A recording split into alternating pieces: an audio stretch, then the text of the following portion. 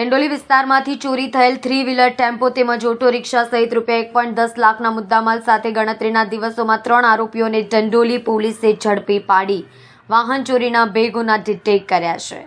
સુરત શહેર police commissioner Ajaykumar Tomar અધિક police commissioner sector 1 એ વણશોધાયેલ ગુનાઓ ડિટેક્ટ કરવા સૂચના આપી, જે અન્વયે ઇન્ચાર્જ પોલીસ ઇન્સ્પેક્ટર SM પઠાણના માર્ગદર્શન હેઠળ સર્વેલન્સ PSI હરપાલસિંહ મસાણી તેમજ પોલીસ માણસો સાથે પેટ્રોલિંગમાં હતા। તે દરમિયાન હેડ કોન્સ્ટેબલ રજનીશ કિશનભાઈ તથા હેડ કોન્સ્ટેબલ દીપક તાપીરામને ચોક્કસ બાતમી હકીકત મળી કે 2 દિવસ પહેલા ડિંડોલી વિસ્તારમાંથી રાત્રિના સમયે 3 વ્હીલ ટેમ્પો તથા ઓટો રિક્ષાની ચોરી કરનાર 3 ઇસમો લક્ષ્મણ કોરી, ધીરજ ચૌહાણ અને આશિષ નિષાદ ચોરી કરેલ 3 વ્હીલર ટેમ્પો તથા ઓટો રિક્ષા સાથે મધુરમ સર્કલથી ભિસ્તાના આવાસ તરફ જતા રોડ ઉપર ઊભા છે।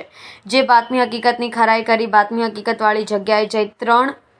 આરોપીઓને ચોરીની અતુલ શક્તિ 3 વ્હીલર ટેમ્પો જેની કિંમત ₹85,000 તથા બજાજ કંપનીની ઓટો રિક્ષા જેની કિંમત ₹25,000 મળી કુલ ₹1,10,000ના મુદ્દામાલ સાથે ઝડપી પાડી વાહન ચોરીના 2 ગુના ડિટેક્ટ કર્યા છે।